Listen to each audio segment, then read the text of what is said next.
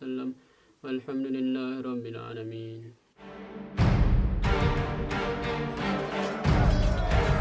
3.000 tentera muslimin berdepan 200,000 tentera Rom. Tercetus pertempuran sengit yang menyayat hati dalam lipatan sejarah Islam.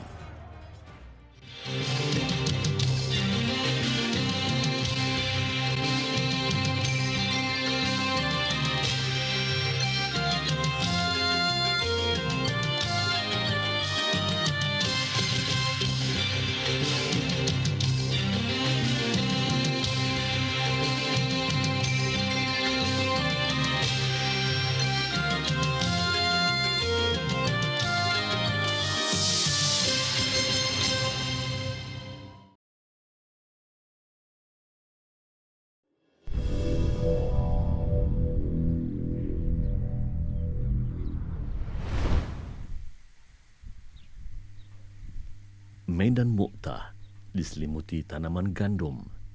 Lembahnya tenang dan sunyi.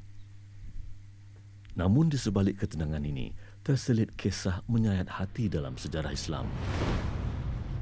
3.000 tentera muslimin berjuang bermati-matian menentang 200,000 tentera gabungan Rom dan kabilah Arab. Perang Mu'tah, perang yang menyaksikan 3 sahabat unggul gugur syahid. Hari ini, rehlah 2 da'i diteruskan ke selatan Jordan. Kembara kami membawa hasrat yang besar. Menyelami semangat 3 sahabat yang rapat dengan Rasulullah sallallahu alaihi wasallam gugur di medan Mu'tah.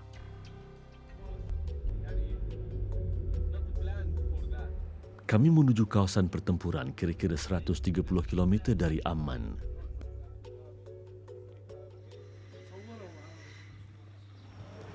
Selepas 2 jam, kami tiba di pinggir bandar Mu'tah. Kami dijadualkan bertemu dengan Wa'il Bayaidah, seorang lelaki tempatan. Kami bertemu dengannya buat pertama kali ketika di Istana Karak. Dan kali ini, kami akan memenuhi jemputan ke rumahnya. Hari ini kita mendapat jemputan daripada sahabat Syarhan Ismail, is it? Wa'il. Wa'il. Yes. Wa'il. Wa'il. He's originally from Kirak. My brother, Rashad. Brother Zainal. Assalamualaikum. Okay. Wa'il menetap di sini bersama keluarganya sejak kecil. My father, Al-Haj Haidar Al-Bayada. He's my father. My brother, Rashad. His name is Muhammad Rashad, but you know, we make it easier until him Rashad. With this tribal things. Bapa Wa'il, Haidar Nayed, adalah seorang pesara tentera. Dia berkhidmat selama 21 tahun untuk pasukan tentera darat Jordan.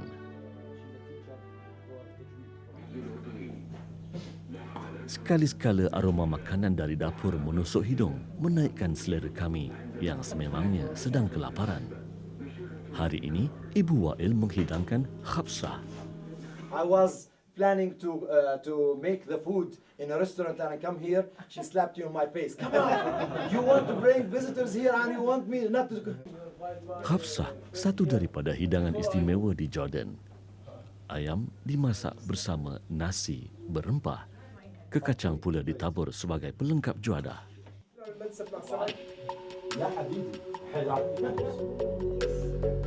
Sebenarnya, kawasan kediaman Wa'il terletak berhampiran dengan lokasi Perang Mu'tah. Menurut Wa'il, peristiwa peperangan yang menyayat hati itu disampaikan secara lisan kepada setiap generasi penghuni kawasan ini agar ia kekal diingati.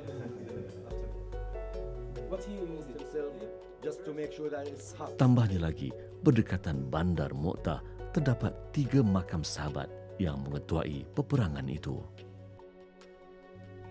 2 da'i semakin teruja untuk menziarahi makam 3 sahabat itu.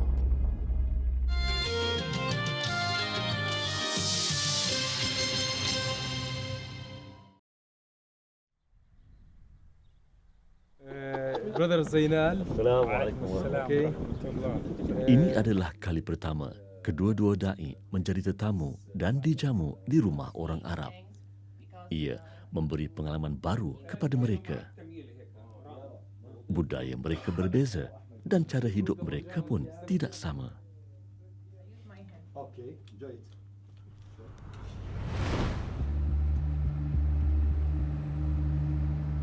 Sebelum ke Mu'tah, kami singgah di pusara 3 sahabat yang mengetuai peperangan itu.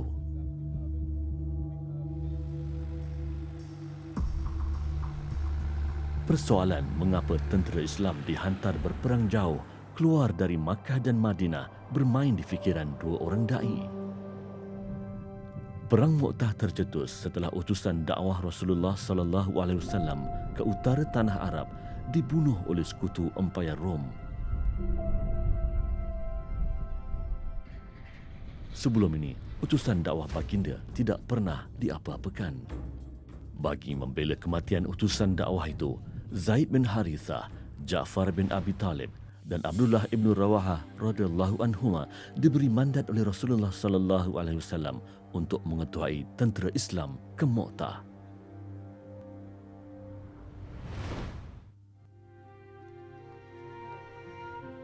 Ketika kami tiba di pusat bandar Mu'tah, hari semakin petang. Bandar Mu'tah tidak seperti bandar yang kami lawati sebelum ini. Suasananya lebih tenang dan tidak sibuk.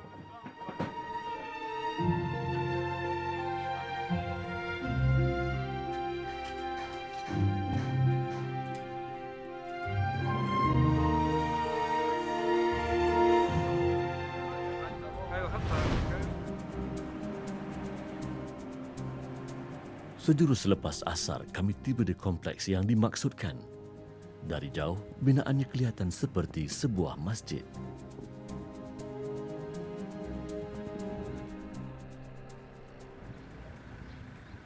Kompleks besar ini menempatkan 2 sahabat unggul yang syahid di medan Mu'tah, Zaid bin Harithah dan Ja'far bin Abi Talib radhiyallahu anhuma.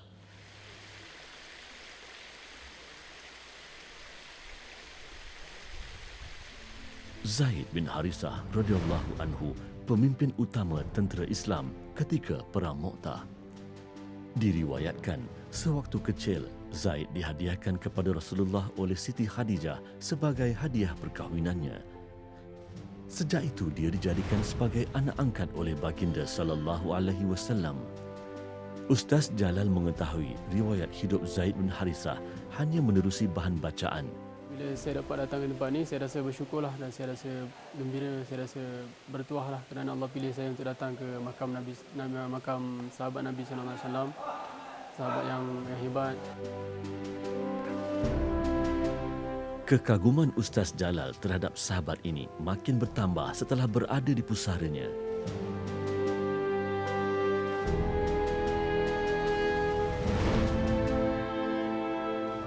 Tentang Zaid ni, sahabat Zaid bin Harithah ni saya tahu tentang dia, satu orang yang antara orang-orang yang awal juga masuk Islam.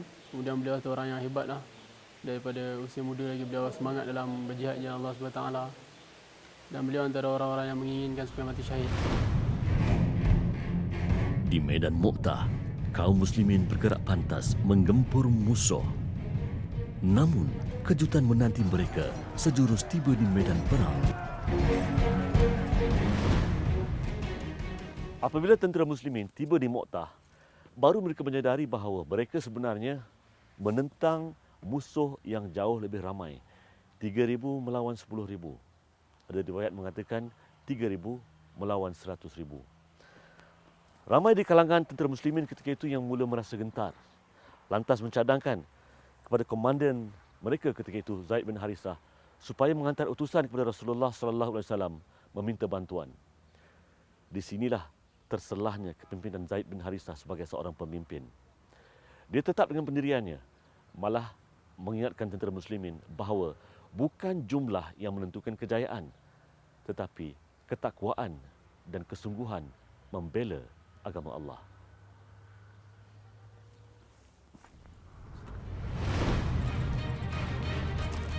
Meskipun kurang daripada segi bilangan, tentera muslimin tetap memberikan tentangan yang sengit. Ketika itu, Zaid bin Harithah memegang panji tentera Islam.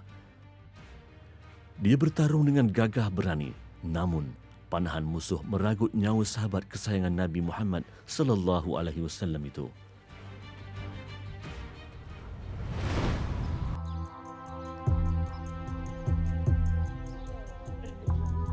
Ketika kunjungan kami ke sini, kami bertemu sebilangan pelajar Malaysia dan pelajar dari Filipina. Mereka penuntut di Universiti Mokhtar. Filipin dari mana? Kat Manila. Manila. Punya kena cakap Tagalog lah macam ni. Pandai cakap Tagalog. Saya tak pandai tapi saya selalu tengok cerita Filipin. Ya. Oh, dekat mana? Kita ni kita apa ni? Ha? 4 tahun di sini. Oh, belajar dekat sini ke? Oh, dekat mana? Di medan Mokhtar, setelah Zaid bin Harithah syahid, panji tentera Islam beralih ke tangan Ja'far bin Abi Talib radhiyallahu anhu, sepupu Rasulullah sallallahu alaihi wasallam. Dia antara sahabat yang terawal memeluk Islam. Diceritakan wajah Ja'far bin Abi Talib hampir menyamai wajah baginda sallallahu alaihi wasallam. Sejurus memasuki kawasan makam, perasaan Cikgu Erin amat tersentuh. Ja'far bin Abi Talib antara sahabat yang paling digemarinya.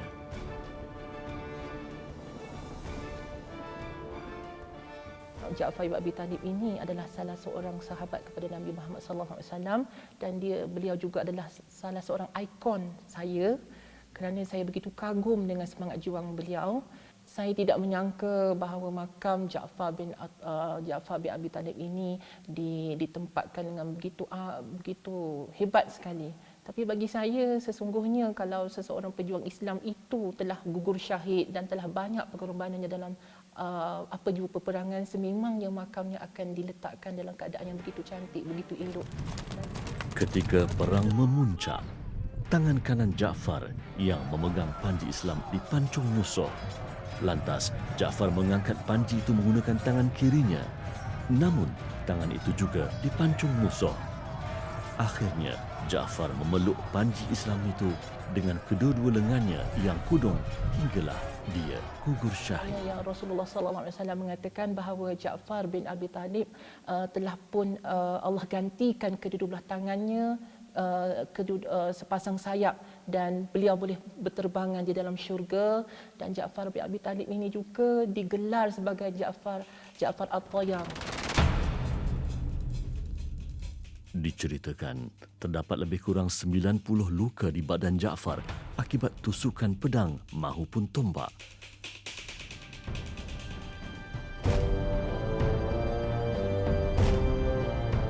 Menyelami keberanian sahabat Rasulullah sallallahu alaihi wasallam di medan Mokhtar menyuntik kekuatan pada Cikgu Irin. Saya rasa saya boleh ambil iktibar dalam perjuangan beliau ini untuk saya kekal sebagai pendakwah pada masa akan datang, kerana bagi saya seseorang yang mempunyai semangat juang begini, kalau kita gunakan semangat begini, insya-Allah walau apa jua masalah yang melanda dalam hidup saya nanti, cabaran yang saya akan tempuhi dalam perjuangan dakwah saya akan dapat diatasi dengan izin Allah. Dengan syahidnya kedua-dua komander yang dilantik Rasulullah sallallahu alaihi wasallam, pimpinan tentera muslimin kini jatuh ke tangan Abdullah ibnu Rawahah.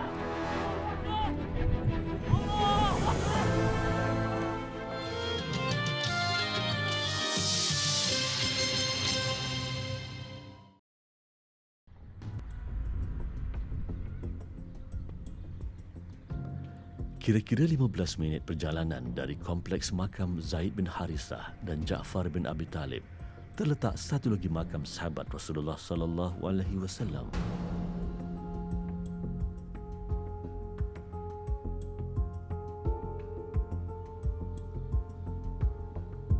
Dia adalah Abdullah ibnu Rawahah radhiyallahu anhu, penyair kesayangan Nabi Muhammad sallallahu alaihi wasallam. Diceritakan sewaktu di medan perang, dia sering mengungkapkan kata-kata perjuangan untuk menaikkan semangat tentera muslimin.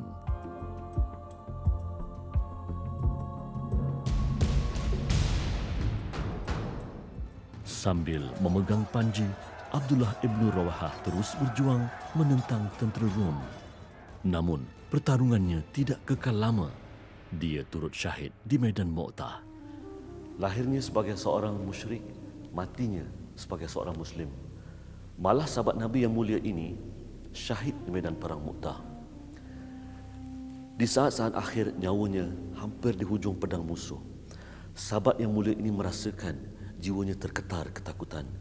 Di saat itu, beliau melaungkan puisi-puisi untuk membangkar kembali semangat dan jiwanya berhadapan dengan pihak musuh.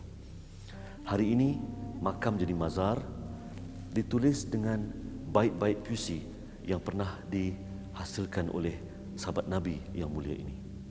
Al-Fatihah.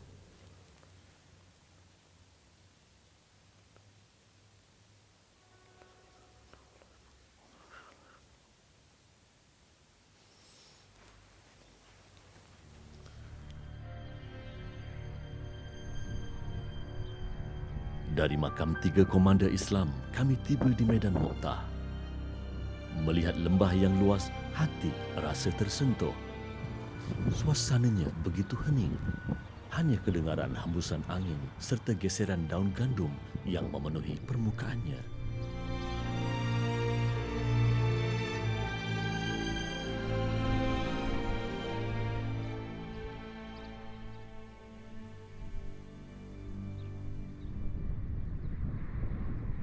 Kelihatan bekas runtuhan bangunan dipercayai dari zaman pemerintahan Rom. Tidak tergambar bagaimana perasaan pejuang Islam ketika itu. Bilangan mereka sedikit berbanding lautan tentera Rom seramai 200,000 orang. Saya cuba membayangkan bagaimana keadaan tentera Islam berperang dengan tentera Rom. Dalam keadaan tentera Islam yang berjumlah 3,000 orang dan tentera Rom yang berjumlah begitu ramai. Tak tergambar rasanya bagaimana tentera Islam dari kota Mekah mengembara kepada Mu'tah ini, keluar daripada kota Mekah dan merupakan peperangan pertama bagi tentera Islam.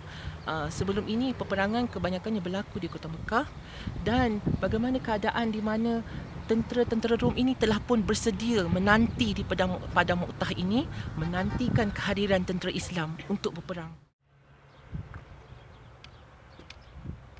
Hakikatnya, tiada permaidani merah atau taburan bunga menyambut kehadiran pejuang yang menegakkan syiar Islam.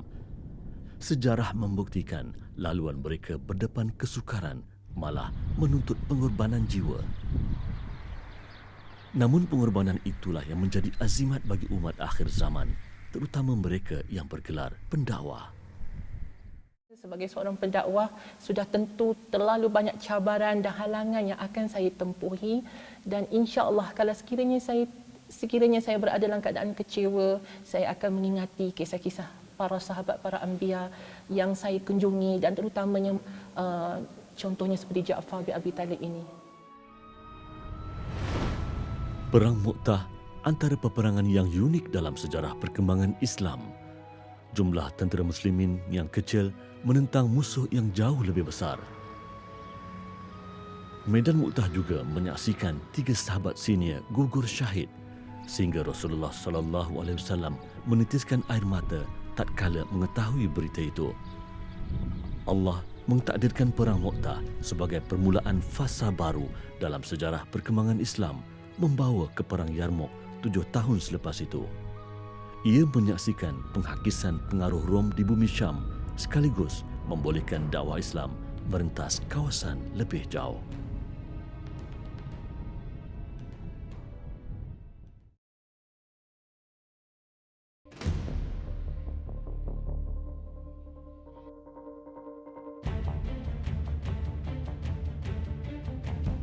Now as we are going up now to see the place where Disebut bahawa sebelum kelahiran baginda, tiada seorang manusia pun semulianya.